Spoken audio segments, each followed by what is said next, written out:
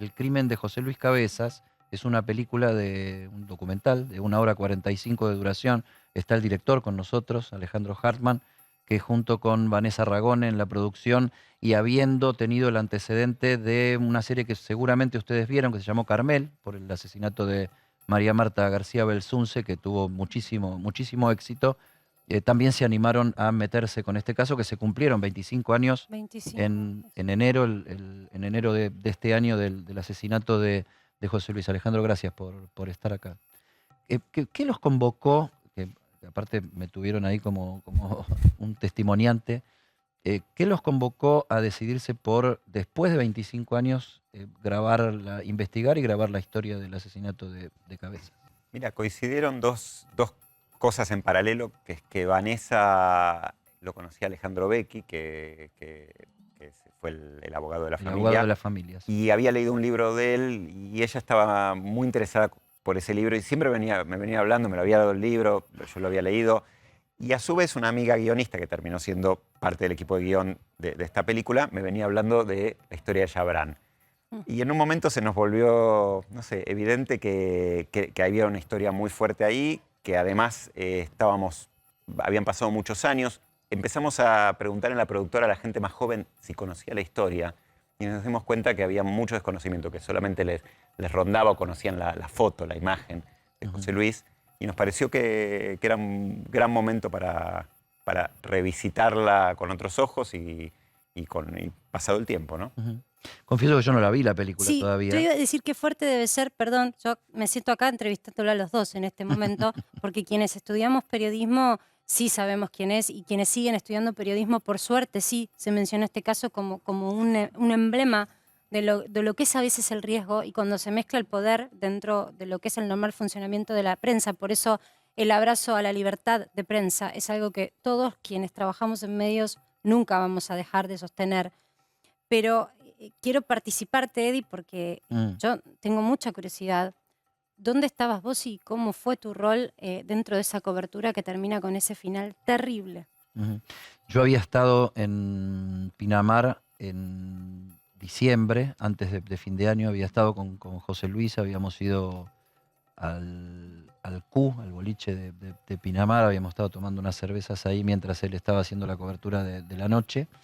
Después me volví, hicimos una nota en Noticias que se llamaba La ESMA de Yabrán, la Escuela de Mecánica de la Armada de Yabrán, donde se contaba la historia de ex represores de campos de concentración, de la ESMA, del Vesubio, que estaban en todo el aparataje de seguridad de Alfredo Yabrán, este empresario de correos que había sido acusado por Domingo Cavallo de encabezar una mafia enquistada en el poder. Y yo tuve una conversación antes de fin de año con un personaje muy siniestro, Adolfo Miguel Donda Tigel, un militar marino, capitán de fragata, muy activo y una fama muy terrible en la ESMA, tío de Victoria Donda, ¿m? Que fue apropiado, o sea, que participó de la muerte de los padres de Victoria Donda y de la apropiación ilegal de su sobrina, ¿no? Una historia de estas de la dictadura nefasta. Bueno, hicimos esa investigación, logré hablar con él por teléfono, la nota la hicimos con Uki Goñi y con Joe Goldman. eh, Logré hablar por teléfono con Donda y me quedó grabada una cosa que fue lo último que me dijo. Me dijo, mire, yo me estoy yendo ahora a Pinamar por cuestiones de trabajo. Lo único que le pido es que con esta nota no me lastime. Y yo dije, bueno, me parece, Donda, que en esta conversación el que no tiene antecedentes de haber lastimado a nadie soy yo, Mm. así que vaya tranquilo.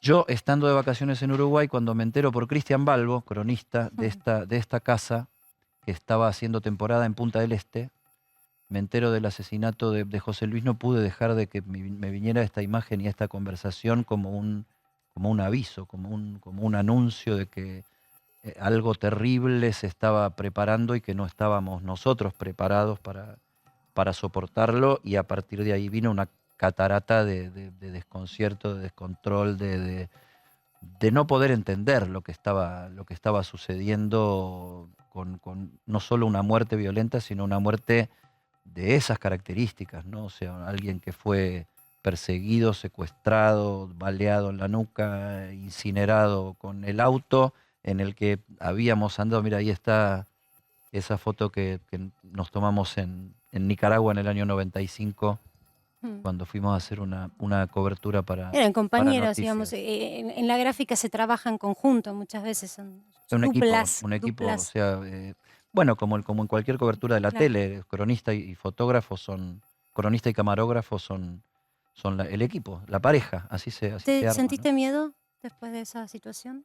Sí, o sea, una conmoción enorme en todas las líneas del equipo de trabajo. Los que estábamos más cerca de José Luis, los que estaban más... Y tal vez cuanto más lejos, más miedo todavía, porque los que se sentían que se los había de alguna manera involucrado en algo que no tenían ni la más mínima gana de vivir, no porque nosotros tuviéramos ganas de vivirlo, sino porque en determinados temas, en determinadas temáticas, aparte de los 90 tuvieron episodios de violencia. O sea, recordemos que Pino Solanas, que falleció hace poco, fue baleado en las piernas, había estado investigando temas de YPF, que Hernán López Echagüe, periodista también, había sido golpeado, tajeado, los batatas y todas esas, las barras bravas metidas en la política, al fiscal Lanuse le habían tatuado a la hermana, a un pariente le habían tatuado oro, le habían escrito con un cortapluma, oro en la cara porque investigaba la mafia del oro. O sea, sabías que algo podía llegar a suceder, pero nada de lo que había sucedido era tan macabro y tan terminal como esto, ¿no? Ahora, Alejandro, vos que tuviste la posibilidad de entrevistarlo a Eddie obviamente como parte de ese staff y de sufrimiento, ¿tenés esa misma sensación de que hubo muchas víctimas, más allá de que por supuesto hay una y lamentablemente su vida culminó ahí, pero hubo un desparramo de víctimas a raíz de esta situación? Pero sin dudas, digo, bueno, obviamente José Luis primero, porque fue el asesinato más horrendo que uno se pueda imaginar. Su familia, no hay dudas. Pero su familia, desde ya toda una familia devastada. Y eso, la sensación, hablando con Eddie, hablando con otra gente de la revista, con sus colegas, con los fotógrafos en general, el colectivo de fotoreporteros, de fotoperiodistas, la sensación de desprotección, porque fue como un baldazo de agua, realmente. Por lo menos la sensación que yo tengo es que efectivamente estaban estas pistas, había cosas, había una violencia que daba vueltas, pero nadie se imaginaba esto. Entonces, el terror, bueno, eso, el miedo que ellos sintieron. Y me parece que toda la sociedad lo sintió, porque, sí, claro, porque la reacción social que se generó, obviamente a partir de lo que los propios periodistas empezaron a reclamar inmediatamente, fue tal y la gente salió a la calle de tal manera que te das cuenta que de alguna manera toda la sociedad se hacía carne de esto.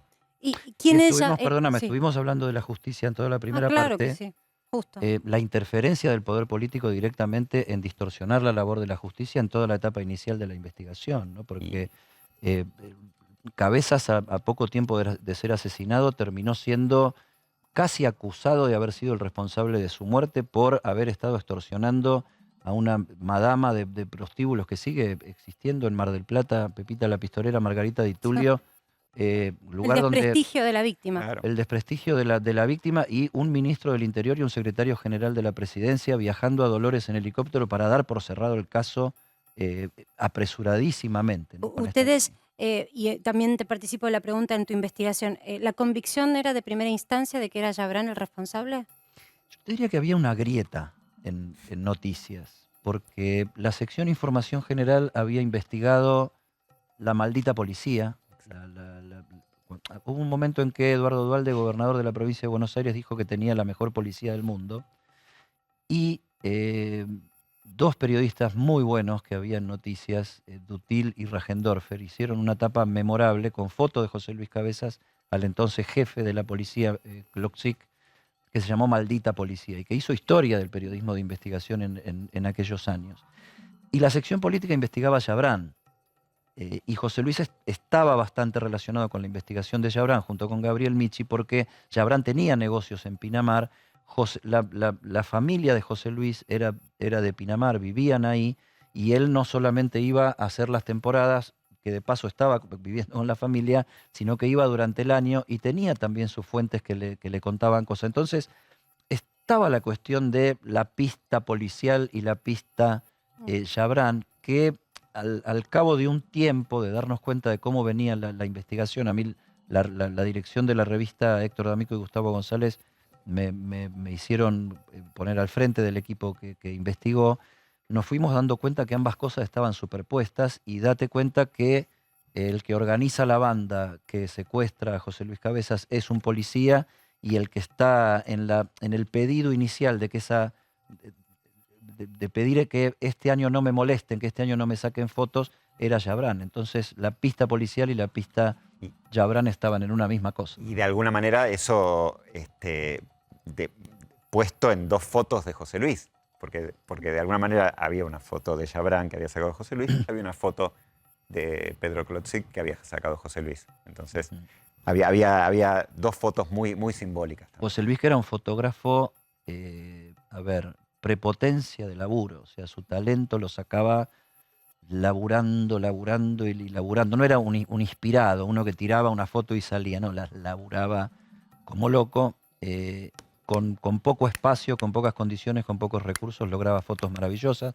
La de Klotzik la sacó solamente, ni más ni menos que subiéndose arriba del escritorio y tirándole desde arriba, con el comisario mirándolo hacia la cámara, y ahí logró una puesta, o sea, porque era el personaje y su cámara, no había demasiado más para ver. Y después la producción de la foto de Chabrán en la playa. En realidad hubo una anterior, que Cabezas hizo la producción de esa foto, después se vino a Buenos Aires, que fue una Navidad, con unos fuegos. La que estamos viendo en pantalla es la que hace el año después de la que yo estoy contando. Claro, esa es la final. Esta es la final, que está con Chabrán con su esposa, hoy su viuda.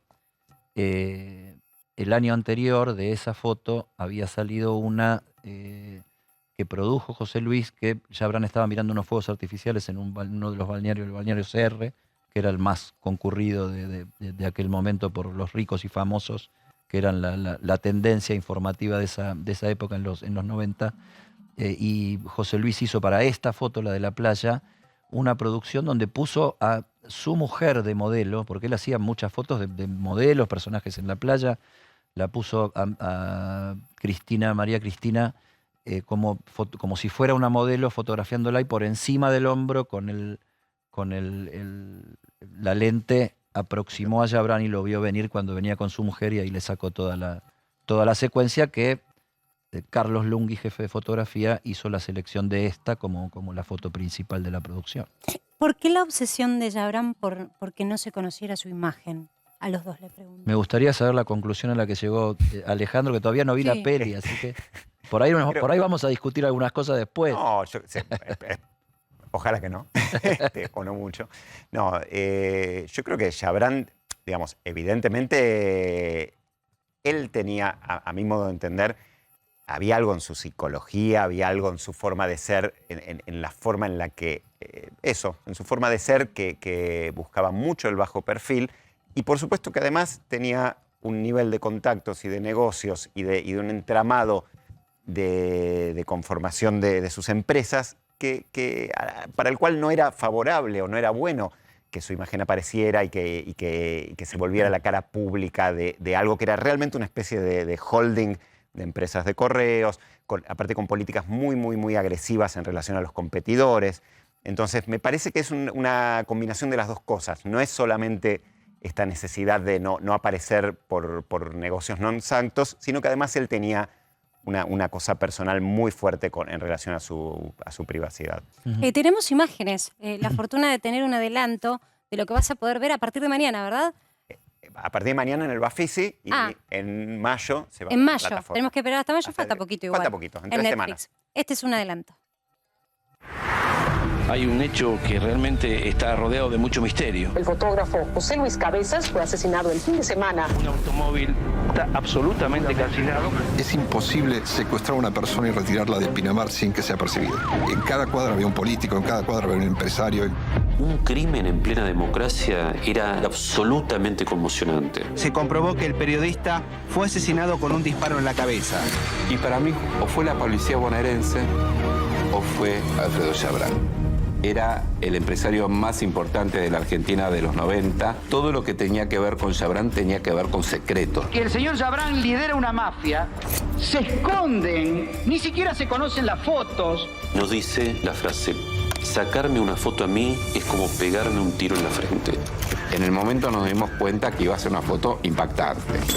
La foto que todo el mundo buscaba, ¿no? Uno de los episodios más oscuros de la historia nacional. El caso de mayor magnitud en Argentina y en la región, y no sabíamos dónde estaba la verdad. Estaba esposado. Las esposas me remitían a la policía. El doctor Alfonsín dijo le tiraron un muerto a Dualde. Había mucha denuncia de corrupción. Se hicieron investigaciones sobre comunicaciones telefónicas. Casi todo el gabinete de Menem tenía contacto con Chabrán. Y Chabrán es un empresario como cualquier otro. La expectativa de si iba a hablar o no. Se hacen los allanamientos y a Chabrán no se lo encontró. Buscábamos explicaciones y responsables del crimen inmundo de José Luis Cabezas. No son solo noticias, son personas, son historias, y que podemos ser cualquiera de nosotros. No se olviden de Cabezas.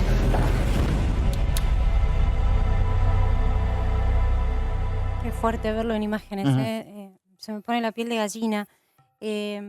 Bienvenido sea que una causa argentina que sentó un precedente y fue un nunca más pueda exponerse en todo el mundo.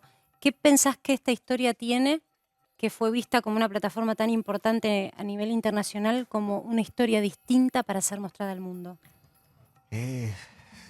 Yo creo que se combina, tiene tantos elementos, empezando obviamente por el crimen horrible de José Luis, pero además todo este conglomerado y toda esta cosa que rodea de vasos comunicantes entre el poder económico y el poder político, esta policía corrupta, esta policía sucia que desde la dictadura tenía esta fama muy mal ganada. Pero por sobre todas las cosas, creo que la reacción social. Este caso no sé si hubiese tenido la resolución que tuvo, no sé si hubiese llegado a la justicia, si se hubiese hecho justicia sin la reacción social. Y además, obviamente, tiene algunos elementos como el propio Chabrán, digo, es un personaje muy, muy, muy intrigante, con un final trágico también. Me parece que eso también resulta atractivo e interesante. Y después algo que para mí es doloroso, que es cierto sabor amargo respecto al final, porque todos quienes fueron condenados no terminaron de cumplir su condena. Entonces me parece que en ese sentido tiene todos los condimentos para hacer una historia universal de una tragedia universal.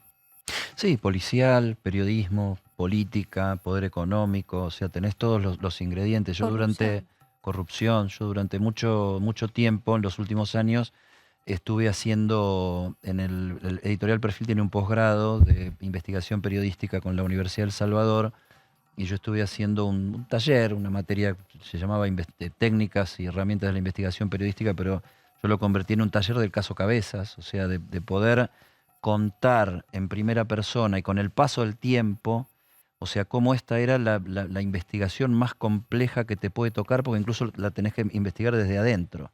O sea, que tiene policía de base y policías de arriba, gobiernos que están en conflicto entre sí, Eduardo Duhalde, que quiere despegarse de Menem, que es el presidente, un ministro de Economía poderosísimo que volvió a ser ministro después, digamos, para desatar la convertibilidad que había fundado, que es Domingo Cavallo, el denunciante de Chabrán, medios de comunicación, todos los medios, o sea, Santo Biasati estuvo 3 años cerrando en síntesis en Canal 13 diciendo no se olviden de José Luis Cabezas, o sea, era toda una situación, y la verdad que como investigación periodística fue para mí lo más aleccionador que me pudo pasar en la vida, porque aparte es la pelea contra la propia toma de partido, o sea, cómo tratar de ser equidistante cuando estás investigando algo que es lo primero que sentís es que te pudo haber pasado a vos y que de hecho te pasó. Y se puede escribir sin sentir dolor o sin sentir justamente que podrías haber sido vos? Yo te digo, yo en su momento pedí algunas cosas. O sea, yo, por ejemplo, pedí, yo está bien, yo me hago cargo de encabezar el equipo, pero pido por favor, yo no quiero ir a las manifestaciones y quiero estar sin tener que hacerme cargo de la relación con la familia, porque eso me llena de motivaciones y de sensaciones y de sentimientos que son muy contraproducentes a la hora de poder evaluar tus propios prejuicios ante una esto de nosotros investigábamos a Yabrán, entonces decir, bueno, pero no podemos prejuzgar a Yabrán, tenemos que juntar los elementos para ver si va por ese lado o no va por ese lado. Te aparecen embarradas de cancha en el medio, te aparece gente muy poderosa poniéndote otras pistas, otras ideas, agrediendo ya muerto a tu propio compañero de trabajo con mentiras, amenazas, qué sé yo, gente que te cae, jefes de la maldita policía ya retirados que se te vienen a la redacción a ofrecerte toda su tecnología de investigación, helicópteros, chupaduras de teléfono, etcétera, para investigar un crimen que, te lo garantizo, es un crimen pasional. O sea, una cantidad de situaciones y de sensaciones que jamás habíamos vivido, habíamos pensado que íbamos a vivir y que ojalá no vivamos más, pero desde el punto de vista de la técnica de investigación periodística, tiene todos los condimentos que puede tener una historia que encima es esto que decía Alejandro, ¿no? Que compone una gran tragedia que es la tragedia nacional. ¿Cuánto tiempo te llevó a vos, que lo viviste en primera persona, pero además lo tuviste que investigar, el darte cuenta que era un crimen pasional? Bueno, es que no era un crimen pasional, era un crimen eminentemente político por sus consecuencias. Yo me terminé convenciendo de que las cosas, a mi juicio, no fueron tan como quedaron de manifiesto en la causa judicial. Sí que los protagonistas eran esos. Yo creo que José Luis no murió como estableció la justicia o quiso establecer la justicia que murió. Yo creo que murió arriba del auto. Yo creo que fue uno de sus secuestradores se fuera de sí con José Luis, tratando de desprenderse de ese viaje que él sabía que no iba a ningún buen lugar porque estaba saliendo de la ciudad, se estaba metiendo en un descampado, era la madrugada, se tenía que escapar de ahí y curiosamente tiene 2 tiros en la nuca y el que llevaba el arma estaba sentado atrás. Pero bueno, estos son también especulaciones que nadie probó, pero que me quedaron a mí y que no quitan la gravedad del hecho, porque acá se reclutó a una banda de delincuentes comunes para perseguir, para primero hacer inteligencia, perseguir, después secuestrar, después someter y después asesinar a una persona. Quien armó eso era un policía, lo armó por orden de un jefe de custodia, de un empresario vinculado con el poder. O sea, se les haya ido la mano, entre comillas, o no se les haya ido la mano, nada le quita la espantosa gravedad que tuvo este hecho, porque lo que se puso en movimiento fue una asociación ilícita de empleados del Estado y relaciones del principal área política del país. Alejandro, para callar a un periodista. Eso te iba a decir. Esas dudas que se no muestran en a el Yabrán. documental. Esas dudas sobre qué fue lo que sucedió en rigor se muestran en el Están documental. planteadas un poquito porque de alguna manera, yo pienso esto que dijo Eddie recién.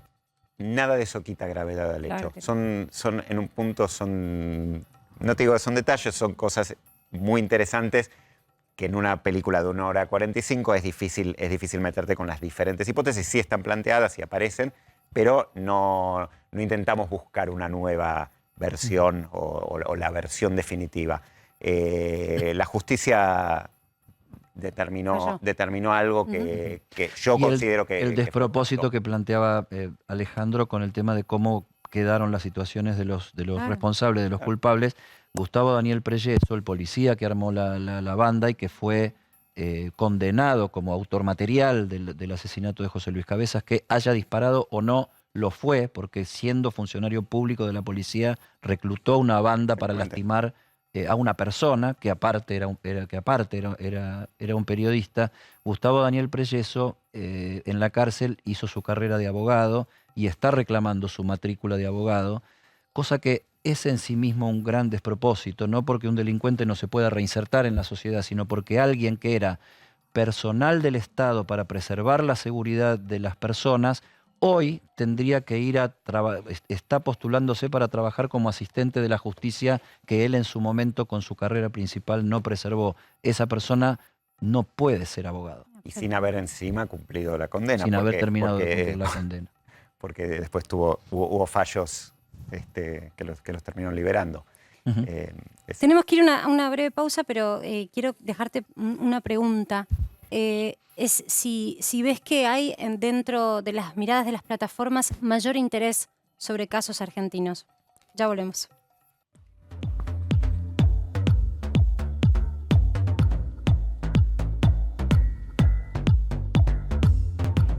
Y seguimos en Para que sepas, habíamos dejado picando una pregunta, ya que comandaste el documental del Carmel, el caso de María Marta García Belsunce, que fue algo muy local, pero que cobró una popularidad en Netflix a nivel global. Y este es el segundo caso en donde vemos una plataforma internacional poniendo el foco sobre Argentina. Te preguntaba antes si ves que hay un especial interés sobre las cosas que pasan en nuestro país. Sí, a ver, yo creo que hay un auge de las plataformas, hacen falta contenidos y nosotros, tenemos una industria del audiovisual muy fuerte, muy grande, con mucha experiencia y tenemos historias y tenemos una historia que aparte como somos los argentinos, somos a veces desmemoriados, pero no del todo. Nosotros revisitamos la historia y estamos hablando de nuestras cosas. Creo que es algo que tenemos. Entonces nuestras historias están ahí y son interesantes y en este caso es una historia muy dramática. A mí me llena de orgullo y me alegra mucho que ellos hayan apostado a esta historia. Más que nada, no porque la vean en el resto del mundo. Me parece muy importante que la veamos acá y que la veamos nosotros nuevamente, que la repensemos nosotros nuevamente, porque habla de nosotros, de un momento que para mí es bisagra de los últimos 30 años de historia argentina, de historia política, de historia judicial, de historia policial, y habla del drama de un periodista, de un hombre y de su familia. Y me parece que está bueno tener esta oportunidad. Yo me siento pero honrado y con un compromiso enorme y una carga enorme de haber, podido llevarla a cabo. Y de un país clandestino que 25 años después sigue existiendo, ¿no? Totalmente. Gracias, Alejandro, por haber participado en Para que sepas y esa perlita de lo que va a venir en mayo nada más por Netflix. Una historia argentina que merece ser contada para los argentinos y para el mundo.